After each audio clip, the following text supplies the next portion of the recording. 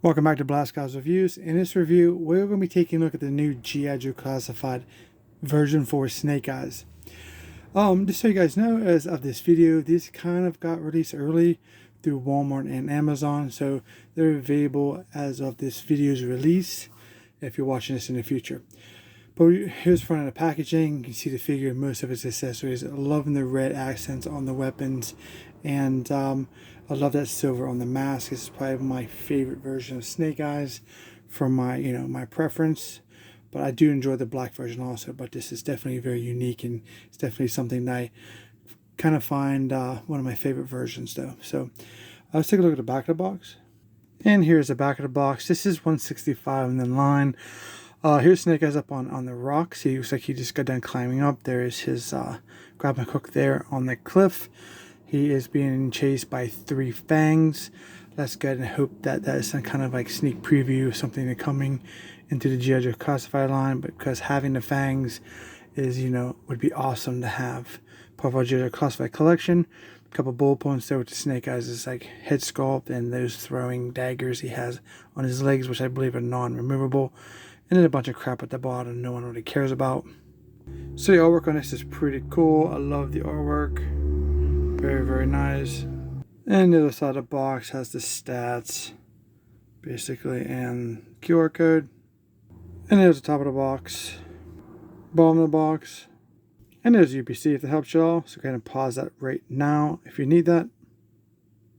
Alright, so here's Snake Eyes outside the packaging. I think it looks pretty awesome. Really no complaints yet. I think they pretty much nailed it for the figure wise. From the vintage look, it looks pretty cool. Let's take a look at the head sculpt. I think it looks pretty awesome. He has the red visors. He has that chrome mask. With the goggles, with the red lenses, he has the blue bands and frame on the outside. And a black mask, probably a buckle of a mask underneath that. But it looks very, very nice. The back of the figure, he has his vest. It's gray. There's a peg on his back. I don't think, yeah, he does have a little sword sleeve, kind of. We'll take a look at here soon. His blue shirt. There's the front of his vest. A lot of pouches there. A lot of just gray plastic. I think that maybe a little bit of paint would have made this even a better figure than currently it looks like. But I mean, this is the version for Snake Eyes, so a little bit of paint would have been nice. On the arms, he has these gauntlets. He has these either Chinese, I'm guessing, or I think it's Japanese symbols. Not sure what that means. With the gray trim at the top of the gauntlets, with the black gloves. That's pretty cool. Those are removable if you so desire to take those off. And on this one, it has the same aesthetic. So pretty much the same. I think the symbols, no, they're different symbols. So that's kind of cool. Be interesting if somebody can find out what those mean. That'd be awesome. He has black pants. Coming down the leg, he has the the non-removable throwing daggers in his pouch, his thigh pad. At least that's painted. That's what makes that look very nice. So that's why I mean a little bit of paint up here would have been decent too.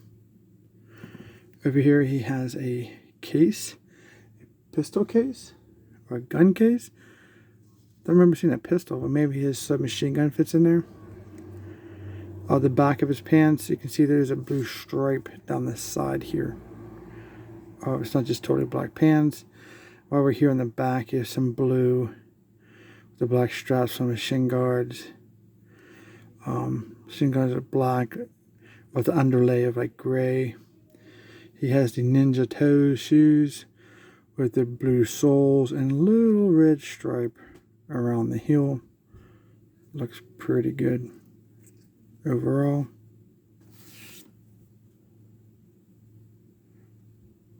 So overall, this is a very nice character. I went ahead and looked through the actual articulation of the figure. If you have a G.I.JOE Classified figure, it's all the same. Going through the articulation, there's nothing special that stands out to me.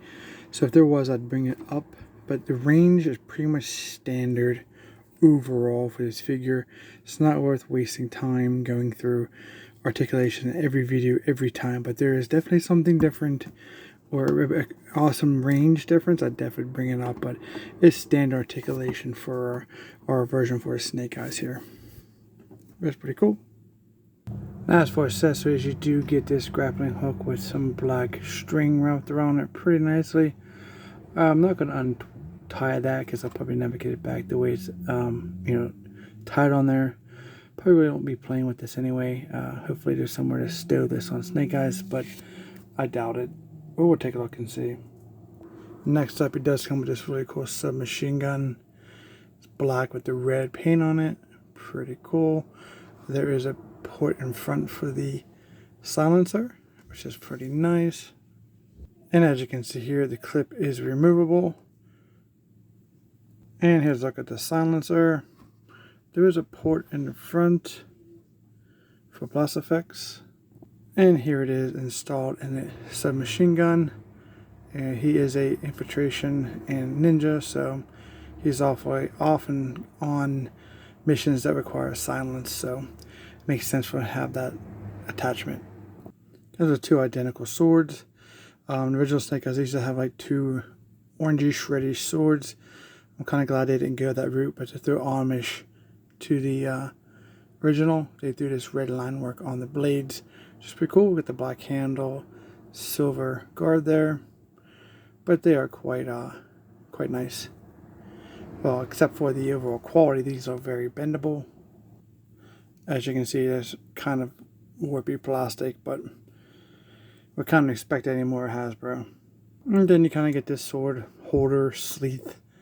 I don't know why they just don't give us scalibers. I do hate this overall design. I could never understand why they would use this with the blades exposed. Doesn't make sense to me. But they do fit, and it's kind of snug, so be careful, don't rub off your red paint, if that matters to you. Alright, so here's the sword installed on his back. Again, this is just kind of weird. You can have this like this if you choose to get that aesthetic. And it kind of just set a little too high. It need to be more this way, but you can see it makes the sword stick out. This is why I'm not a fan of these. These are just a cheap way of doing this, and I don't like it. I think Hasbro just does this because they don't have to provide all this plastic, and if you're doing it over thousands of accessories, you save pennies on the dollar, and that's what companies do. So really, this doesn't look as good as a double sword Excalibur would look. So, but you can put them any way you want. If you want to do that sideways look, you can do that. But just it's kind of weird because you got razor sharp blades. It's just exposed. It's definitely a safety issue for the wearer and anybody near him. So, I guess it is what it is. It is kind of awkward. So, you see they can hold the swords quite well. This one here is kind of just straight up, as you expected. This hand sculpt with the trigger finger kind of leans forward a little bit. Give you more of a dynamic look, I guess. But you definitely can get the posability out of this for any kind of figure photography or displays on your shelves. Not too bad. As for a submachine gun, you can hold it quite well. You can see that the figure trigger goes into the trigger guard, which is supposed to be. No problems there. And you can kind of get a two-handed approach if that's something that you're interested in. Not too bad. Alright, so I did find something that kind of pisses me off. We have a flap. Look at this crap. Really? Really? And we're supposed to stick this in there? Really? I mean, that's not how that's supposed to be done. It doesn't stay very well. I guess you got to kind of put this sight in this little piece here at any chance for the thing to stay. But that is so cheap. Look at that. That is a bad design.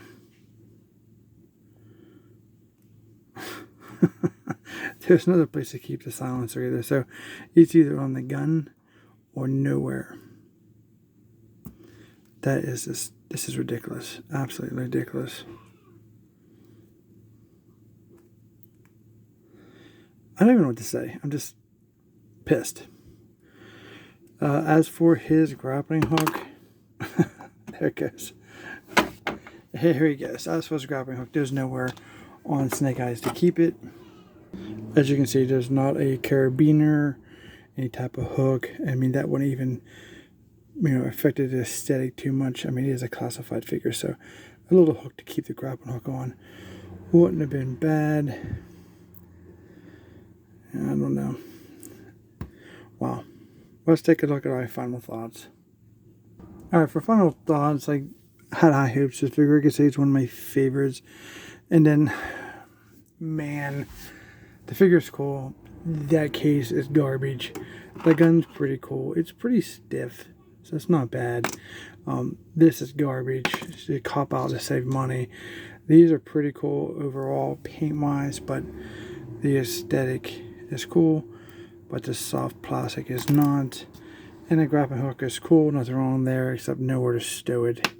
So it is what it is. So it's nice to see these reviews so you can tell if this is something you want to add to your collection or not. Just that case is just useless, and it's very disappointing. So don't forget to like, share, and subscribe. Let me know what you think in the comments, and we'll see you in our next review.